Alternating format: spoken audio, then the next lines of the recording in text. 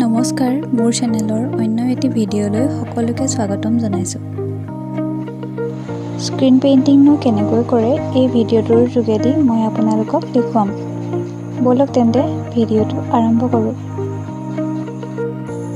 প্ৰথমতে আমাক লাগিব এটা কালাৰ, ৰিডিউচাৰ, ব্ৰাছ, এটা ডিজাইন আৰু এটা ব্ৰাউন টেপ। টেপটো লাগিব এনেদৰে আমাক সাইডত মাৰি ল'বলৈ আৰু সাইডত এনেদৰে টেপটো মাৰি ল'লে আমাৰ ডিজাইনটো চাফা কৰাত সুবিধা হয় আৰু চাব যাতে টেপটো মাৰোতে ডিজাইনটো ঢাক খাই নাযায়। এখন মই এনেকৈ এখন কাপোৰ লৈছোঁ, ইয়াত এনেকৈ ডিজাইন কৰা আছে আৰু আপোনালোকক দেখাবৰ বাবে মই ইয়াত এনেকৈ এটা কৰি দিম।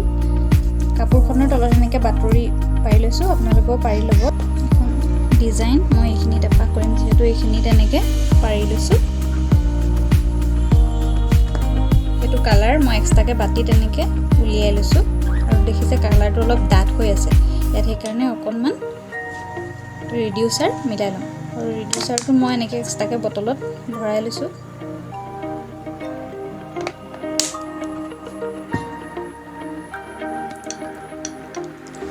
যিহেতু মোৰ কৰিবলৈ বেছি ফুল নাই, সেইবাবে মই আধা চামুচ মানহে কালাৰ লৈছোঁ আৰু এইখিনি ভালকৈ ৰিডিউচাৰটোৰ লগত মিক্স কৰি ল'ব যাতে কালাৰটো পাতল হৈ যায় আৰু তেতিয়াহে কৰিবৰ বাবে সুবিধা হয়।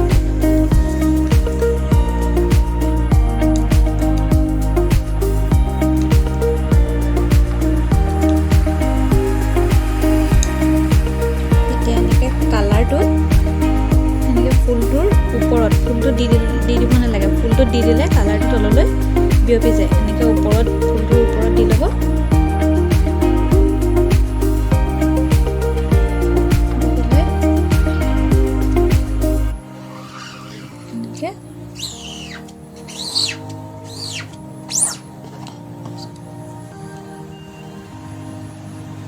দেখিছে ধুনীয়াকৈ হৈ উঠিছে। আপোনালোকে ব্ৰাছডাল অকণমান জোৰকৈ হেঁচি দিব, তেতিয়াহে ডিজাইনটো স্পষ্টকৈ উঠিব।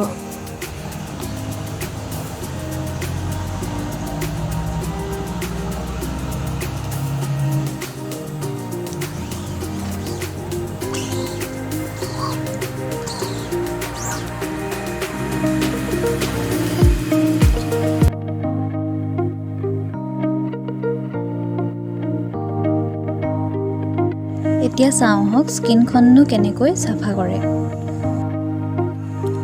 স্ক্ৰীনখনত এনেকৈ অলপ ৰিডিউচাৰ দি ল'ব আৰু এনেকৈ এখন কাপোৰেৰে মোহাৰি থাকিব আৰু যেতিয়ালৈকে স্ক্ৰীনখন চাফা নহয় তেতিয়ালৈকে অকণ ৰিডিউচাৰ দি কাপোৰ এখনে মোহাৰি থাকিব।